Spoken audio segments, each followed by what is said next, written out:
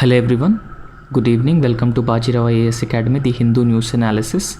So in today's lecture, we will discuss few important news articles for the both prelims and mains examination perspective. So let's try to solve yesterday's given practice question. The question was, consider the following African countries.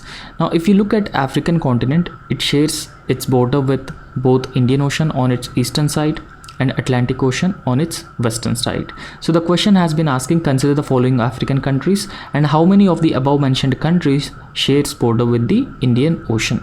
Now these countries are Kenya, Tanzania, Botswana and Mozambique. Now if you look at all these countries, Kenya, Tanzania and Mozambique actually shares their boundaries with the Indian Ocean. On the other hand, Botswana is considered as a landlocked country in African continent. So therefore the correct answer for this question is C, only 3. Why? Because Botswana is a landlocked country and Botswana does not share its border with the Indian Ocean. Now if you look at the African continent map, so you can clearly see Kenya shares its borders with Indian Ocean. Tanzania also shares its border with the Indian Ocean, followed by Mozambique. However, on the other hand, if you look at Botswana, so Botswana is located north of South Africa, and at the same time Botswana is a landlocked country. So therefore the correct answer is only Kenya, Tanzania and Mozambique. So please go through all the countries which shares its borders with both Indian Ocean, at the same time the Atlantic Ocean, and also understand the countries which are landlocked in the African continent.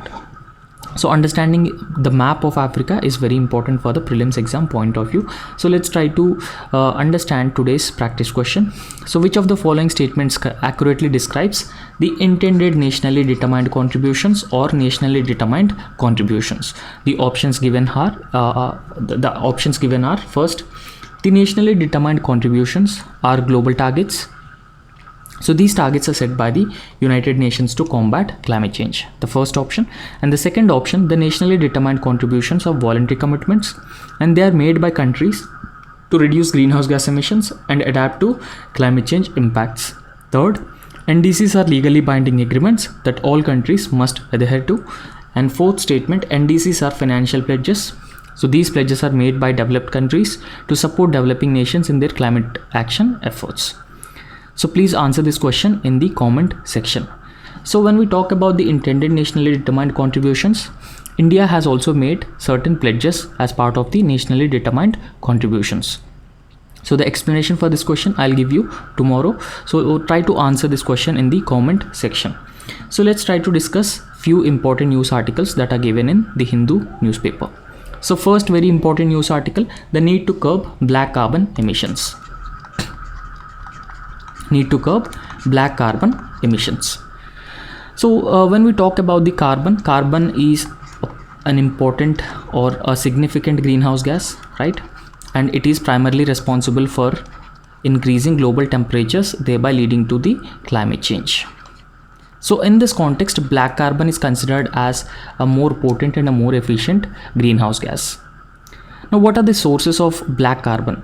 How black carbon has been impacting the human health and environment? And what are the measures that we can adopt to prevent the release of the black carbon? So all these things can be discussed in this particular article in a very detailed manner. Now, if you look at the sources of black carbon, so black carbon can be emitted from the wide variety of sources. So it can be emitted from the wildfire smoke. It can be emitted from agriculture waste and smoke. For example, stubble burning is a rampant practice that is being practiced in Punjab, Haryana and Western UP. So therefore, agriculture activities also contributes to the release of black carbon, and followed by that, residential wood and coal burning, that particular smoke is also contributes to the black carbon. For example, there are thermal power plants and those thermal power plants uses coal. So when coal is burnt, they also release black carbon, and apart from that, engines and vehicular emissions also releases black carbon into the environment. So release of black carbon in the environment would multiply the global warming effect, and that will further leads to the climate change, negative consequences on the climate change. Now let's try to understand in a very brief manner what exactly is the black carbon So it is dark and sooty material. Okay, so black carbon is also called with the name soot, right? So this is a very dark and sooty material, and this is being emitted along with the other major pollutants. Now if you look at the pollutants, there are certain primary pollutants.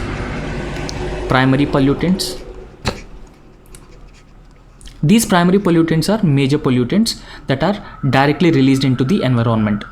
Okay, so for example, when I say primary pollutants, nitrogen oxides, sulfur dioxide, so these are primary pollutants. So there are secondary pollutants also. These secondary pollutants are not directly released into the atmosphere or environment. Rather, in combination with these primary pollutants, there will be secondary pollutants such as ground level ozone or O3. In a similar case, this black carbon is also released along with the primary pollutants. So when biomass is burned, fossil fuels are burned, or fossil fuels are not fully combusted, this black carbon would be emitted into the environment. So the black carbon, as we have already discussed, has been a major factor in contributing towards the global warming, and it has also been poses several risks, because you very often hear about albedo, right?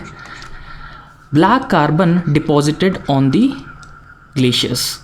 Okay, so black carbon very often deposited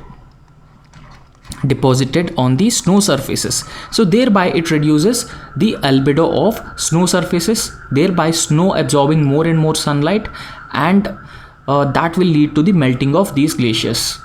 And at the same time, when you find black carbon in the environment, that also further contributes to the increasing global warming effect. Okay, so therefore there is a direct link between the exposure to black carbon and higher risk of heart diseases.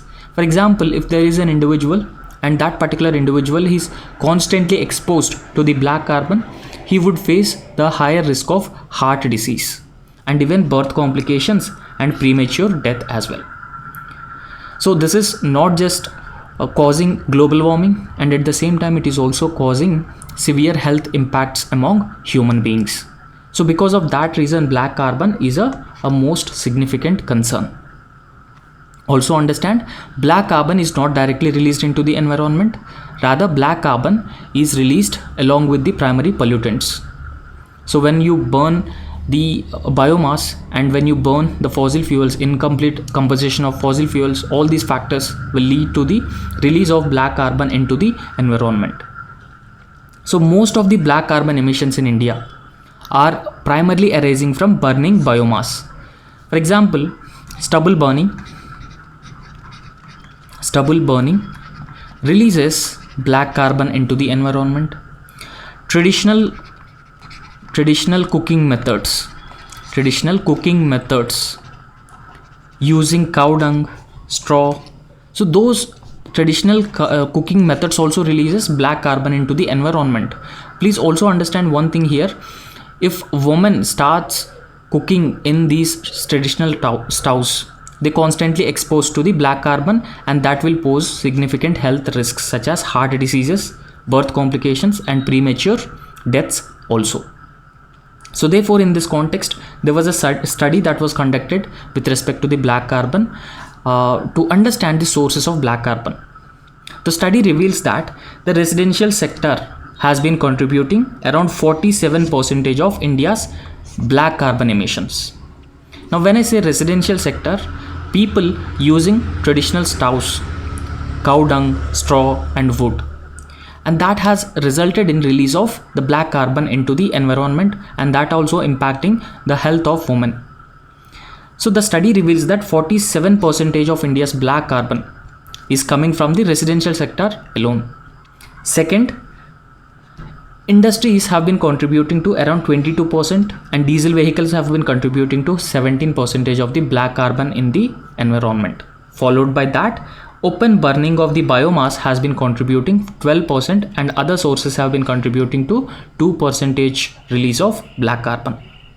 However, we need to understand the residential sector has been releasing around 47% of the black carbon, And releasing 47% of the black carbon into the environment is a concern because it contributes to global warming. It increases global temperatures, but at the same time it also impacting the health of women. So therefore, in this context, the government has launched one very important program. The program is Pradhan Mantri Ujjwala Yojana. So this particular program was launched by the government. So overall objective of this particular program is provide LPG cylinders free of cost, LPG cylinders free of cost to every BPL woman, okay, to every below poverty line woman.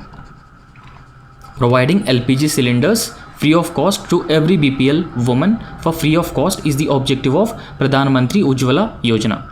Because please remember, earlier I've told you that women have been using the traditional stoves, and using traditional stoves have been contributing to the release of around 47% of the black carbon into the environment, and it is also impacting women health. So in order to avoid these negative consequences, in order to overcome these negative consequences, the government has launched Pradhan Mantri Ujjwala Yojana scheme. Okay, so it provides free LPG cylinders, free LPG connections to households who are below poverty line. First aspect. So the primary objective of providing LPG cylinders free of cost to all the BPL women to ensure they have access to clean cooking fuel. So therefore they will no longer depend on traditional stoves for cooking, and it will also reduces the impact of traditional stoves on their health. And the access, ensuring access to clean cooking fuel for both rural as well as poor households, and at the same time reduce their dependence on traditional cooking fuels such as wood, cow dung and straw. So Pradhan Mantri Ujjwala Yojana has established certain infrastructure. Okay, so that infrastructure would go with the LPG connections, and that includes free gas stoves would be provided for the woman. So not just providing LPG connections, along with LPG connections, free gas stoves would be provided for the woman, and it will also provide deposits for the LPG cylinders and even the distribution network also. A robust distribution network of LPG cylinders so that every woman can access the LPG cylinders. And that is the overall objective of this government scheme. So in fact, it is said that the program has played a very important, a very pivotal role in reaching every woman, every rural BPL woman. And it has also significantly reduced the overall carbon emissions. It has also reduced the emissions of black carbon into the environment, and its impact on women has also significantly reduced. And apart from that, the benefit with the Ujjwala Yojana program, it offers a cleaner alternative to earlier traditional stoves. Okay, so it has offered a cleaner alternative, and at the same time the program has provided connections to over 10 crore households as of January 2024. Okay, so it essentially means that around 100 million BPL women are covered under the Ujjwala program. Okay, so that is a significant milestone where the government has provided LPG cylinders for all the rural poor, all the women who are in the below poverty line category. However, there are certain issues in this Ujjwala Yojana program providing free LPG cylinders and connections to the women. So what are those issues?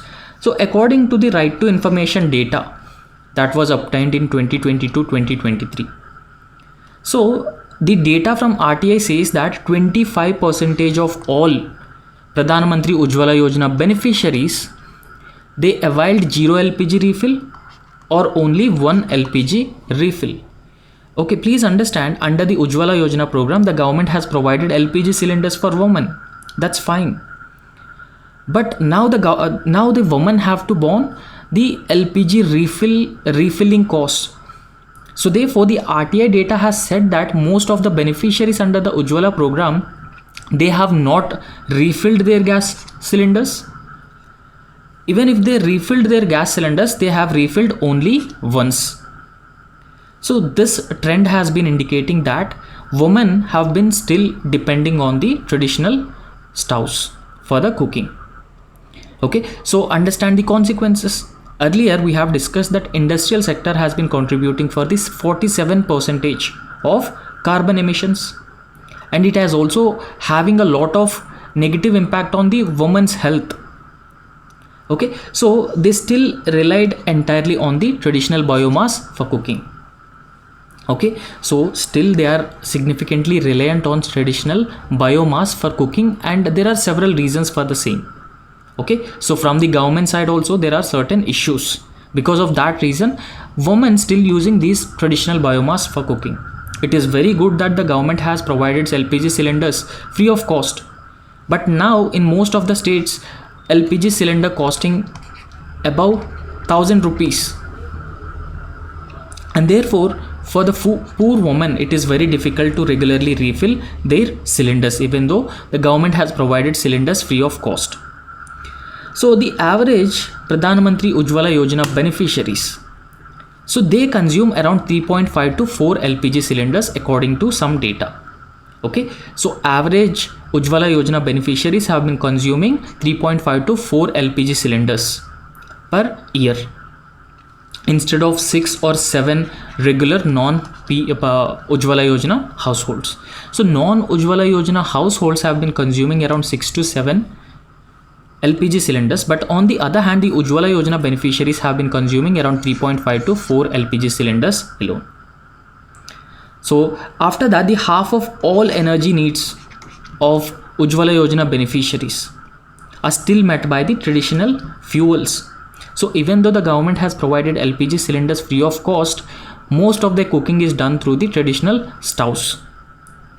So the overall objective of government launching the Pradhan Mantri Ujjwala Yojana is to make sure that women don't use these traditional stoves. However, the shortage of LPG and higher usage of traditional fuels, so they have been affecting women and children disproportionately. So there's a significant health impact on both women and at the same time children. Because please also understand, they are not just cooking, they should also collect the biomass. So collecting biomass, making children distance themselves away from the schools. Okay, so that also increasing dropout rates, lesser enrollments in schools, lesser learning outcomes for the children. Okay, so this is having a multiplier effect on the women and children also. However, they are more prone to the higher levels of indoor air pollution because of using these traditional cook stoves, and it has also been causing several health issues and leading to the premature deaths among the people, especially among women. So however, in October 2023, the government has increased the subsidy or decreased the subsidy. Okay, so increase the LPG subsidy. The government has increased the LPG subsidy to 300 from earlier 200 rupees. But in recent times, especially after the COVID-19 pandemic, you can clearly see that there is a rapid increase in the LPG prices over the last 5 years. So since there is a rapid increase in the LPG prices over the last 5 years, most of the BPL women are not able to afford refilling their LPG cylinders. And because of that reason, still they are dependent on the traditional stoves. So most of the Ujjwala Yojana beneficiaries are actually find that the price of LPG refilling is very high. So because of that reason, they are not ready to refill their cylinders and they are still dependent on cow dung, firewood and any other free alternatives which are available. Okay, so this is actually deviating the overall purpose of the Ujjwala Yojana program because of higher prices of LPG cylinders. And apart from that, there's also another issue. That issue was lack of last mile connectivity in the LPG distribution network. So it is said that the government has established LPG distribution network also. However, the LPG distribution network is not having the last mile connectivity into the remote rural areas. So because of that reason also, women still significantly or disproportionately dependent on biomass and wood for cooking. Okay, so in fact it results in remote rural areas. They're mostly dependent on biomass because there is no distribution network of LPG cylinders. And after that, this particular issue can be solved by the local production of coal bed methane. Okay, so by composting biomass, we can produce the coal bed methane at the local level, and we can overcome this disadvantage of lack of LPG distribution network in remote rural areas. Okay, so for that, people should have adequate awareness and government interventions are required. Government should provide financial incentives, and government should also provide essential training and marketing skills for the people. So only then the coal bed methane gas can be produced through composting of biomass, because most of the people do not have awareness about this coal bed methane production from the composting of biomass. So this coal bed methane is much cleaner fuel with lower black carbon emissions and lower investment also. So it requires a very less amount of investment, and at the same time it is considered as more cleaner fuel, and it will also have a better impact on women health compared to the traditional wood or biomass, because biomass releases black carbon, and that is being associated with the heart related diseases among the women and children. And for that particular purpose, the governments have to strengthen or build capacities within panchayats, and panchayats need to take initiative to produce the coal bed methane gas from the locally available resources. So thereby every rural household can access clean cooking fuel at an affordable price. Okay, so this is what the suggestion to overcome the LPG distribution network shortcomings. So in this context, what should be the way forward when we are dealing with the black carbon? So the way forward is India is now navigates its responsibilities on the global stage towards the long-term decarbonization, and there is an urgent need to act.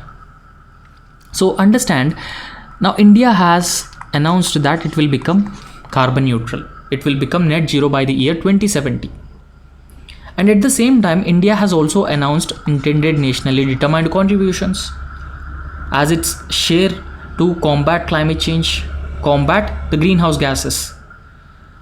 So if women switching over to the traditional stoves and using biomass for cooking purposes, it will also release a lot of black carbon into the environment. It will release a lot of black carbon into the environment, and black carbon is not considered as a good outcome here. So because black carbon has been contributing for the global warming, and it has also been increasing the climate change in the atmosphere, and it will also deviate the purpose of India, that is they are intended nationally determined contributions becoming net zero by 2070, all those things, and it will also significantly impact the health of the woman. So therefore we need to act urgently on this front. We must reduce the emissions of black carbon into the environment. That is the first suggestion. Second suggestion, prioritizing black carbon reduction through initiatives such as Pradhan Mantri Ujjwala Yojana. Okay, so therefore this particular scheme can help India become the global leader in addressing the regional health concerns. The Pradhan Mantri Ujjwala Yojana scheme was launched, and it will provide free LPG cylinders for every BPL woman, right? Very clear about this. So now what the government have to do, the government increase the subsidy amount and reduce the LPG cylinder refilling costs, so that every poor woman can afford an LPG cylinder, and that will significantly reduces the emissions of black carbon into the environment, and that also improves the health of the woman. And that is what India has to do in this regard. And after that, it will also help meet the sustainable development goals. So there are several sustainable development goals which talks about healthcare, which talks about women health, which talks about education and gender equality. And in this context, providing affordable clean energy to everyone, including poor, and contributing to the global climate mitigation is part of the Sustainable Development Goal 2030. Okay, so therefore India need to act on this front. And apart from that, a high carbon tax across China, US, India, Russia and Japan. So in case if we impose high carbon tax on different products which are being manufactured by carbon intensive industries, so that will help meet the complementary actions and could have a notable effect on the global effluents and even global warming as well. So however, now if you look at all these countries, India is still a developing country. However, the other countries are comparatively developed than India. So therefore, India at this point of time cannot impose higher carbon tax, but rest of the countries can do. Because now we are a developing country, now we are focusing on our economy and economic growth, and most of our industries are located in the informal sector. So therefore, in this regard, over a period of time, we will gradually make our industries or our manufacturing climate friendly, environment friendly, more and more greener. On the other hand, the other countries can take the initiatives to curb their black carbon emissions. And at the same time, it could also pave the way for seeing decarbonization as a winning development formula. Now, every country is looking for the decarbonization of their economies. So how can they decarbonize their economies? How can they decarbonize their economies? Through a set of measures. So they can produce electricity from the renewable fuels. For example, India launched National Green Hydrogen Mission. And that ensures India decarbonized itself.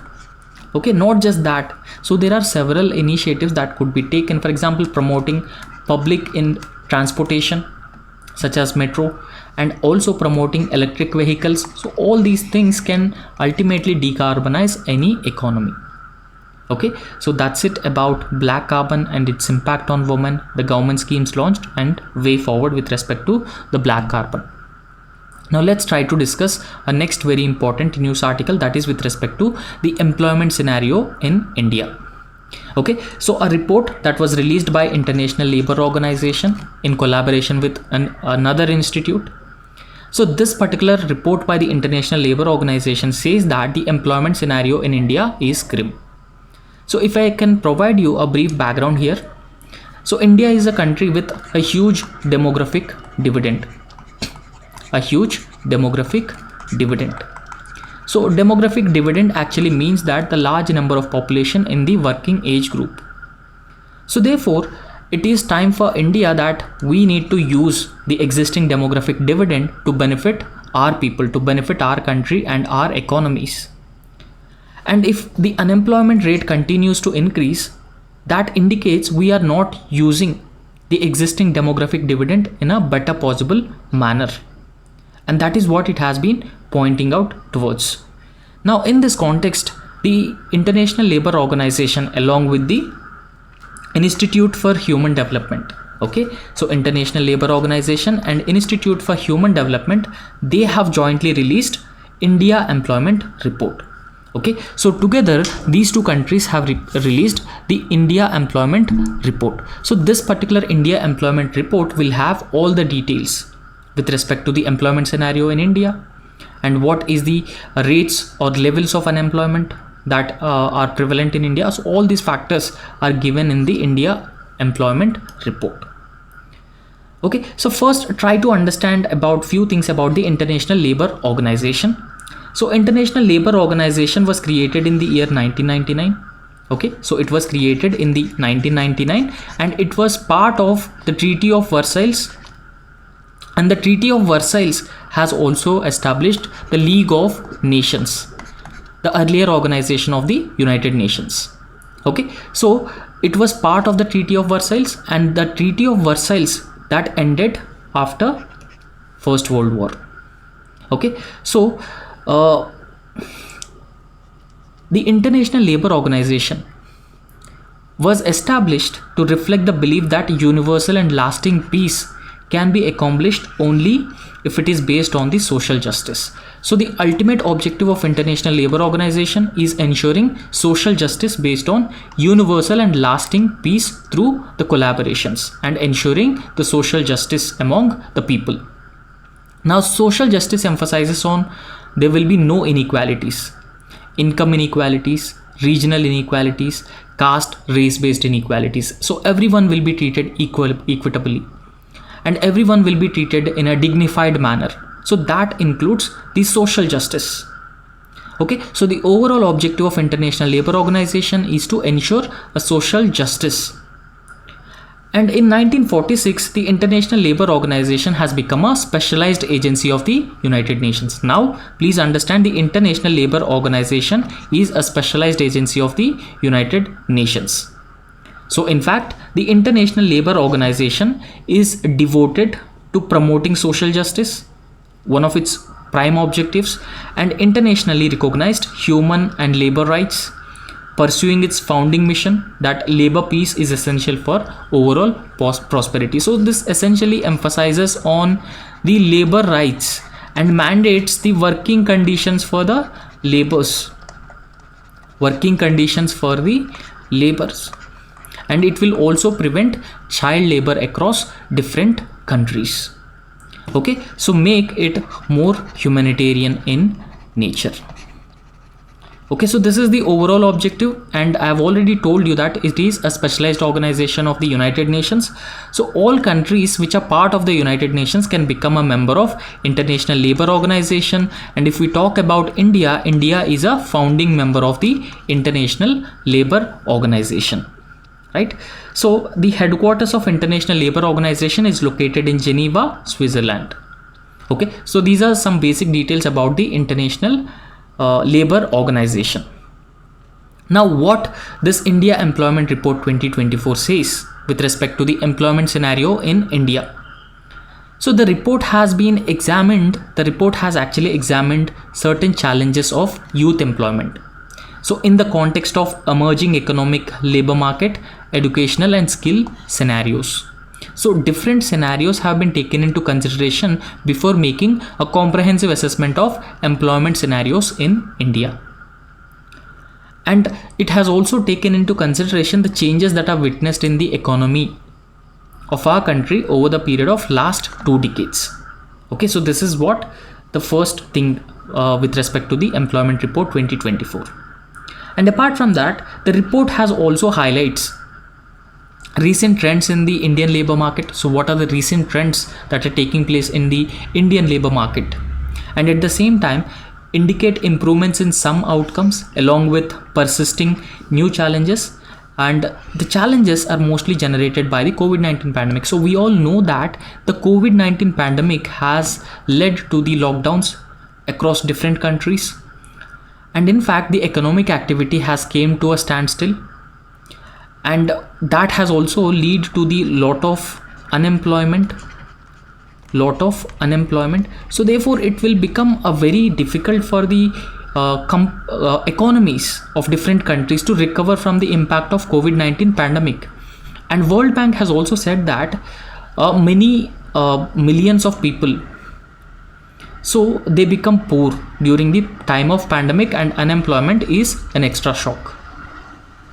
Okay, now economies like India, they are emerging economies. They are known as emerging economies, and these emerging economies have been recovering at a faster pace compared to several other developed economies. Now in this context, there are some key highlights in this India Employment Report of 2024. So what are the key highlights in this report? So the report is actually primarily based on the analysis of data from National Sample Survey and periodic labor force participation surveys between 2000 and 2022. Okay, so India Employment Report is primarily based on national sample surveys and periodic labor force surveys from 2000 to 2022. So apart from that, if you look at the female labor force market participation, female labor force market participation in India is very low compared to several other countries. India's female labor force participation in the economy is very low. However, this particular India Employment Report says that after declining significantly in the earlier years, the female labor force participation in the economy, in the market, has been showing an uptrend. Okay, so as of 2019, particularly in rural areas. Now, if you look at the agriculture sector in rural areas, it is primarily dominated by the women in rural areas. So it is very often called with a term that is feminization of the agriculture sector. So India labor or employment report of the International Labour Organization revealing that there is an increasing labor force participation from female in rural areas. So that is a positive sign. And after that, one of the most significant developments in India in recent times is that, particularly from the Indian labor market, is that the slow and steady transition of the workforce away from the agriculture and into the non-farm sectors. Now, if you look at Indian agriculture now, around 45 to 50% of population directly and indirectly engaged in the agriculture sector. So, however, if you look at the total GDP contribution of the agriculture sector, it is around 17 to 18% of total GDP. And at the same time, the labor productivity in agriculture sector is also very low. The labor productivity in agriculture sector is also very low. And we very often say that the unemployment that we found in Indian agriculture is called as disguised unemployment. Okay, so disguised unemployment. So this is the unemployment type that more people are working than actually required. For example, imagine 1 acre of land, and this 1 acre of land require around 4 workers, around 4 labor force. So however, now 8 workers have been working in this field, right? For example, if 4 workers work in a 1 acre of field, they can produce around 40 quintal of rice. So even 8 workers work, they also produce the 40 quintal of work. So therefore, the productivity of remaining 4 would be 0.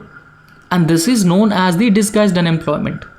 However, India has been making efforts to make a transition from the agriculture sector to other sectors such as manufacturing, industry and service sector. So India Labour Report says that there are positive signs. There is a slow and steady transition of the workforce away from the agriculture sector and into the other non-farm sectors. For example, if I can say, the government has launched Make in India program, Stand Up India program, Startup India program. So all those programs have been yielding the positive results. So followed by that, employment in India is predominantly self-employment and casual employment. Okay, so the nature of employment in India is either self-employment or casual employment. And after that, we should also understand that most of the employment in India is informal in nature. So around 85 to 87% of the workers have been engaged in the informal sector. So therefore, they will not have job security. They will not have job security. They will not have the social security. Okay, so they will not have job security and social security. And in fact, the working hours and working conditions of the labor who are engaged in the informal sector are very poor. So that would be detrimental for the labor rights, the welfare of labor. Okay, so apart from that, the International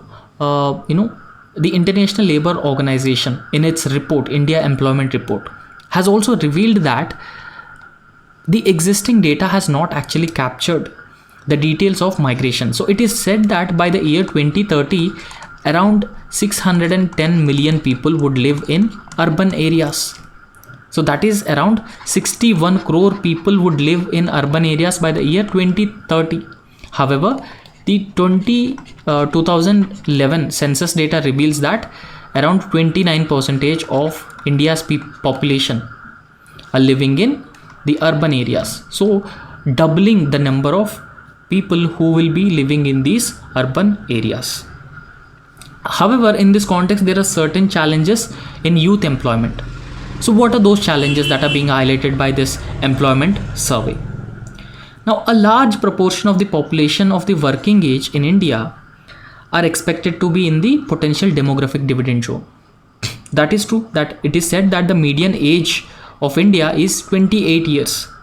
And it is also said that the window for the demographic dividend will last another 1 decade. And this is the time that India should use the existing demographic dividend for the benefit of our economy. So otherwise it will become a very problematic. I mean, India will not be able to use its demographic dividend, and at the same time the population which is dependent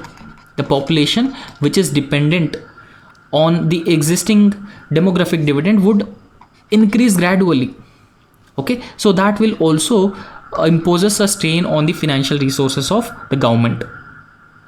So each year it is said that around 7 to 8 million youth are adding to the labor force, and whose productive utilization could lead to India reaping the demographic dividend.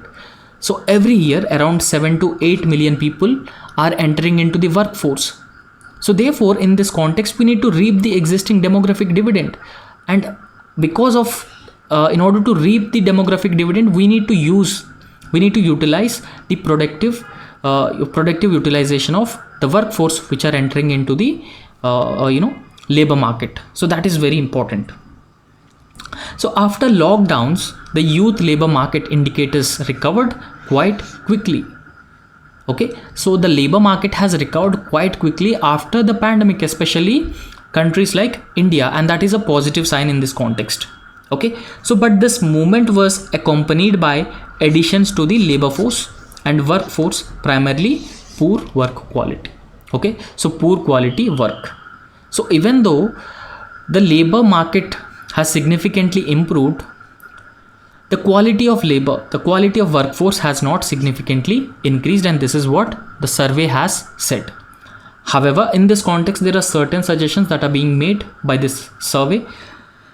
So it has highlighted 5 key policy areas for better action, further action.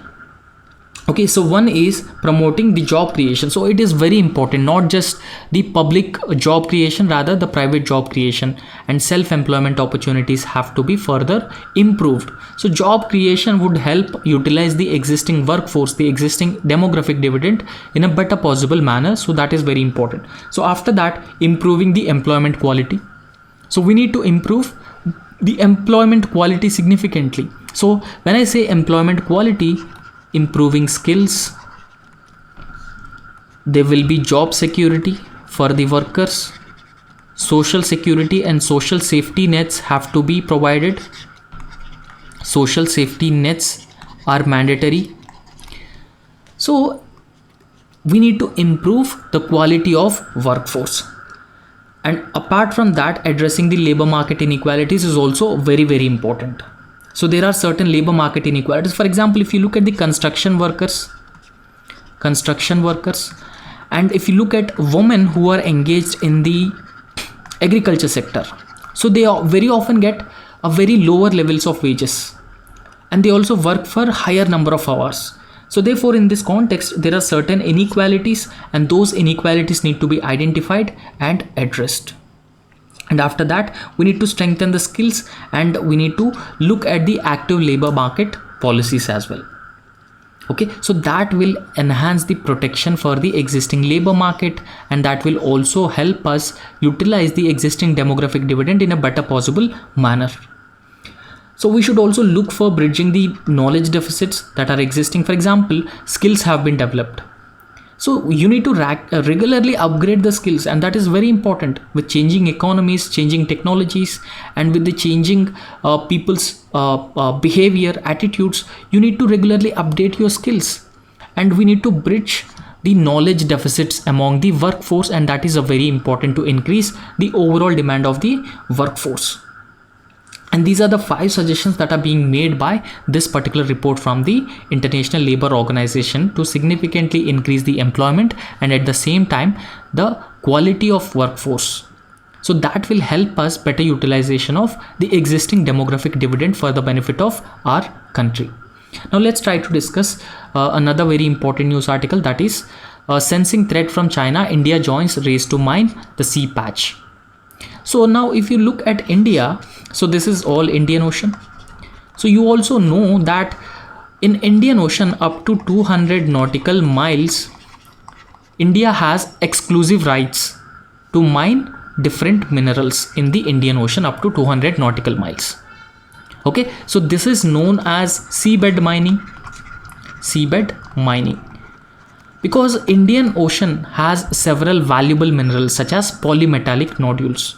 So if we can extract and if we can mine those polymetallic nodules from the seabed of the Indian Ocean within these 200 nautical miles, we can significantly reduce our dependence on countries like China on rare earth metals. So in this context, so India has been planning to join race to mine the sea patch. So now we will understand that in a very detailed way. So why it is actually in news. Now India recently applied for rights to explore two vast tracts in the Indian Ocean seabed. Okay, so the application will explore FNSE Nikitin seamount or AN seamount, and that is a very advantageous for India. And this is Indian Ocean. Okay, so we all know that this is Indian Ocean and this is Nikitin seamount. Okay, so excuse me. So FNSE and Nikitin seamount. So this is also known as AN seamount. AN seamount. Right. So however, I've already told you that within 200 nautical miles, India have the exclusive rights to mine the minerals in the seabed, on the seabed. So however, if you go beyond the 200 nautical miles, that becomes open ocean. So that becomes open ocean. So in open ocean, you need permission from the International Seabed Authority. Okay, so you need permission from the International Seabed Authority to explore the minerals. And for this particular purpose, India has recently applied for rights to explore two vast tracts in the Indian Ocean. So what are those two vast tracts? One is FNSE and second is Nikitin seamount, that is AN seamount, and it is its location, Nikitin and FNSE seamount. Now please understand about the FNSE and Nikitin seamount, AN seamount. So it is very often considered as a major seamount in the central Indian Ocean basin, and at the same time it is located about 300 kilometers away from the Indian coast, right? So it is located away from the 3000 kilometers from India's coast.